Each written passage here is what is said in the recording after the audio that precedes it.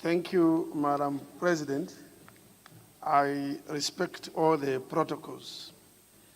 I want to start by thanking the President of the IPU and your leadership for the invitation to the Pan-African Parliament, and that's why we are here.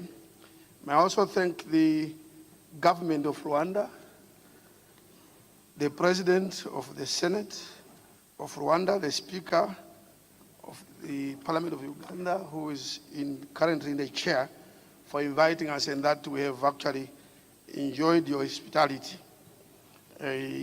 since we arrived. Madam President, I'm here representing the Pan-African Parliament, for which you all know that you had some stories that were not pleasing in 2021 during our elections for the new bureau and the bureaucracies.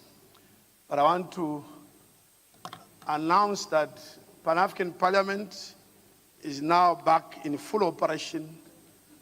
Elections were conducted on the 29th of June this year, peacefully, and there's a new bureau of Pan-African Parliament, and the bureaucracies, and we are now a parliament that is rejuvenated, reinvigorated, energized, and fit for purpose.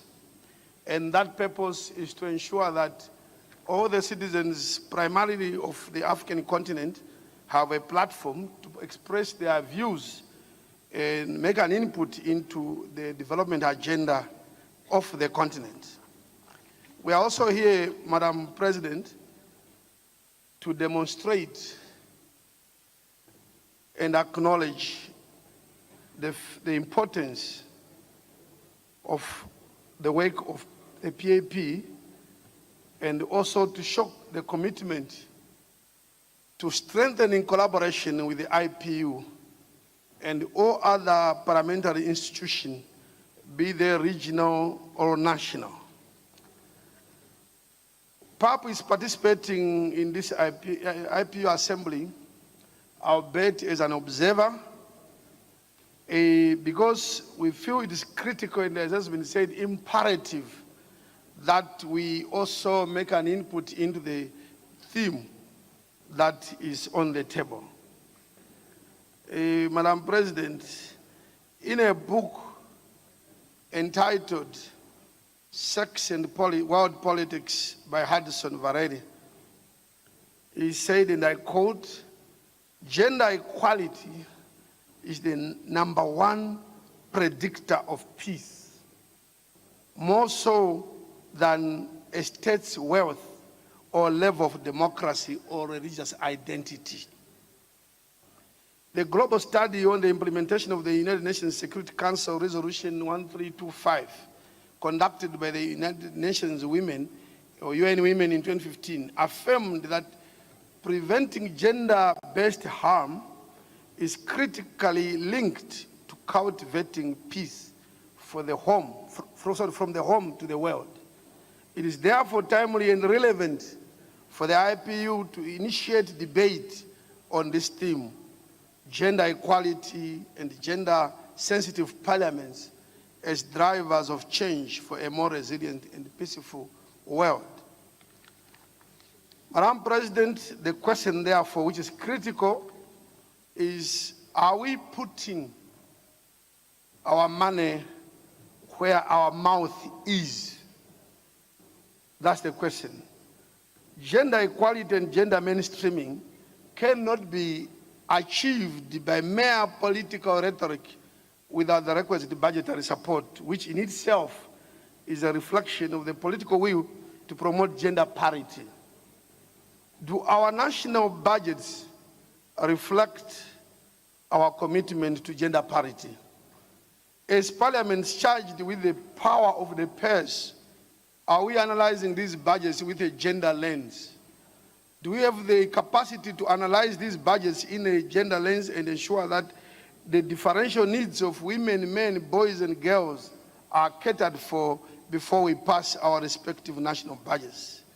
If national budgets can respond positively to these questions, then we will have gone a long way in strengthening the ability and attitude engendering a positive attitude towards gender equality and ultimately fostering peace and sustainable development. The Pan-African Parliament, Madam President, has worked to strengthen and consolidate efforts to empower women through meaningful participation of women and equal participation in driving the development agenda in Africa.